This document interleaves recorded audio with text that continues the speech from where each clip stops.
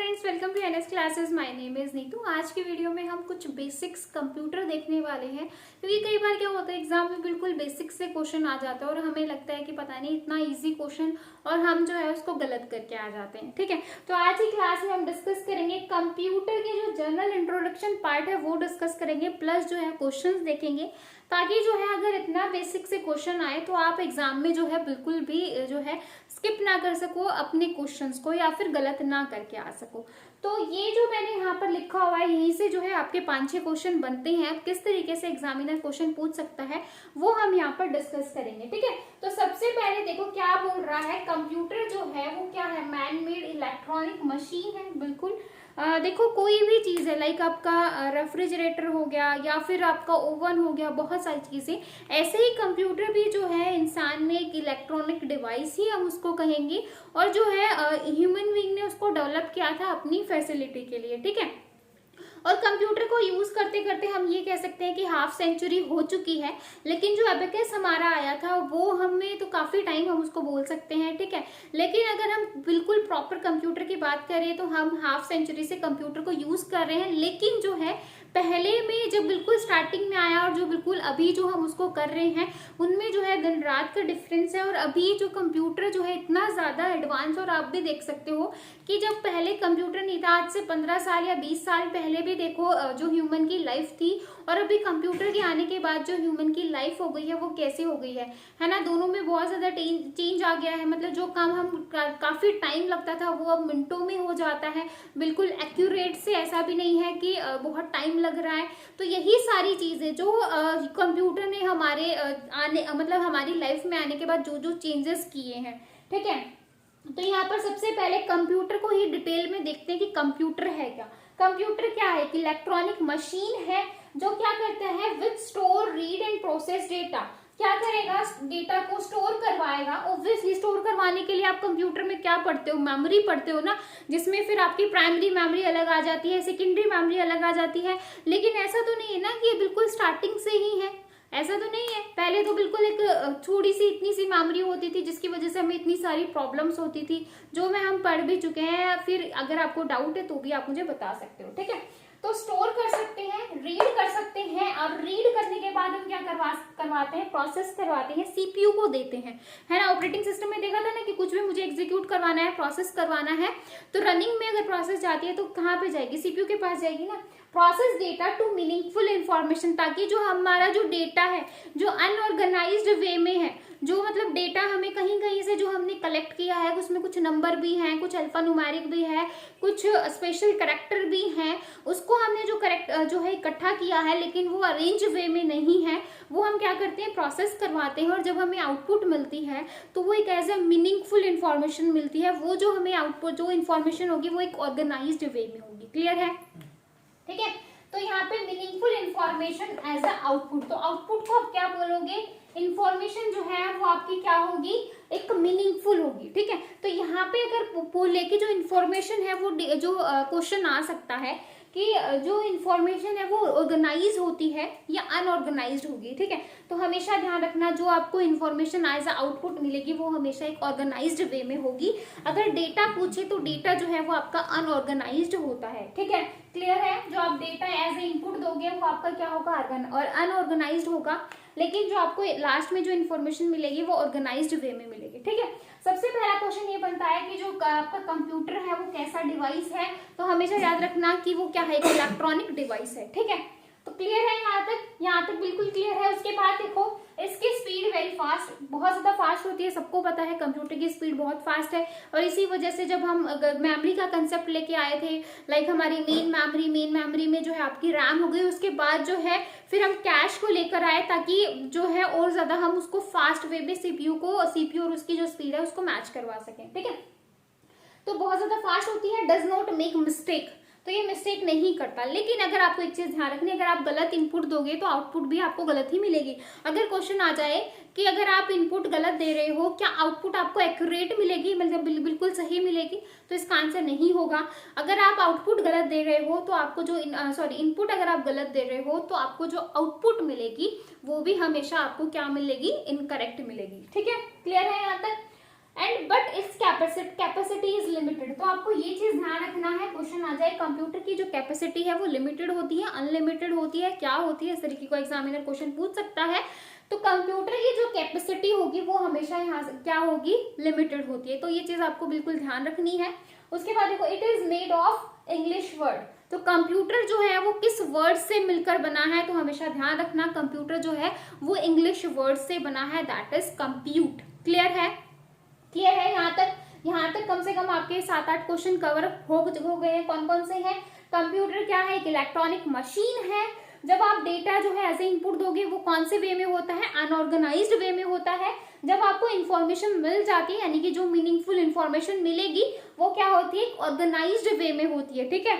और उसके बाद जो है उसके बाद कंप्यूटर की स्पीड फास्ट होती है, गलती नहीं करता। लेकिन एक चीज ध्यान रखना, अगर इनपुट गलत देंगे तो आउटपुट भी हमें क्या मिलेगी? गलत मिलेगी। ठीक है।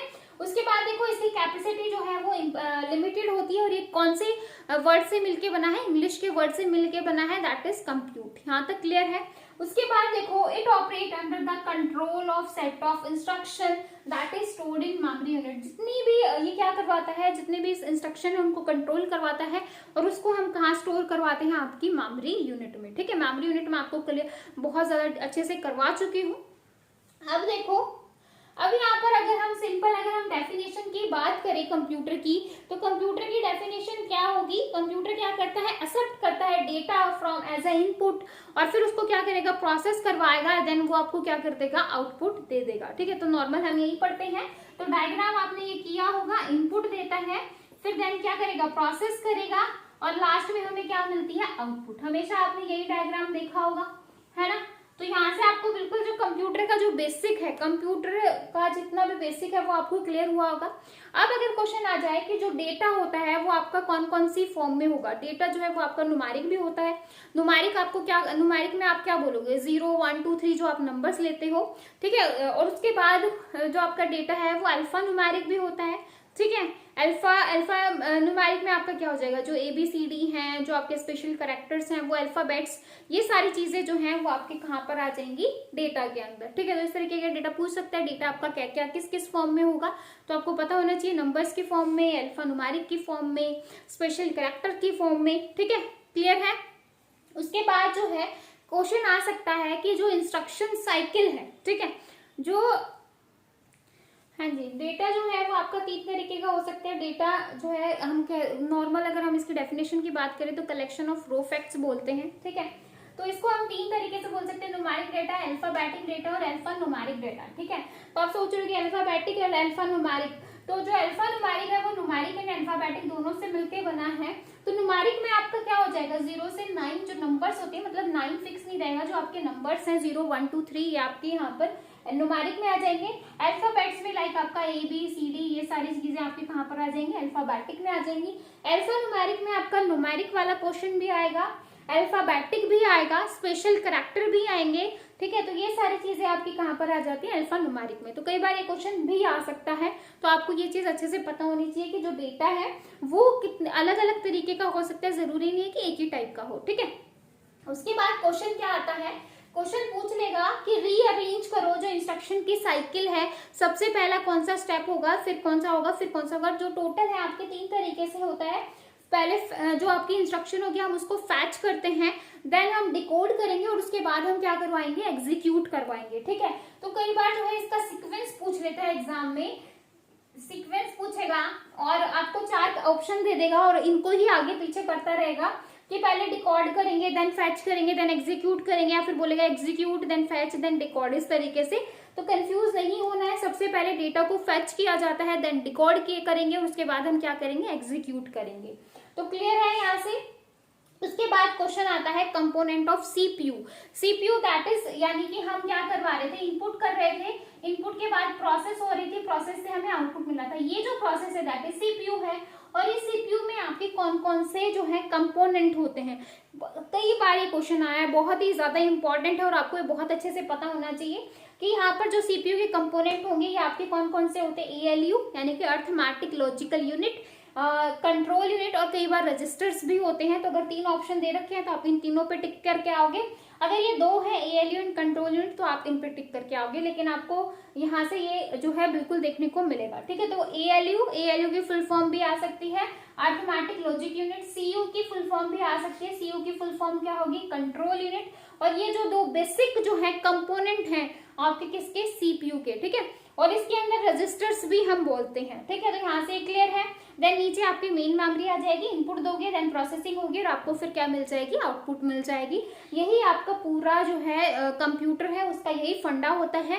CPU का आप समझ ही गए हो कि CPU के अंदर क्या क्या होगा। CPU क्या है? आपका एज ए प्रोसेसर है। क्लियर है। और CPU का यहाँ से एक क्वेश्चन और ये भी बनता है कि CPU को आप क्या बोलोगे? तो CPU को हम ब्रेन बोलते हैं किसका? कंप्यूटर का। ठीक है, ब्रेन ऑफ कंप्यूटर।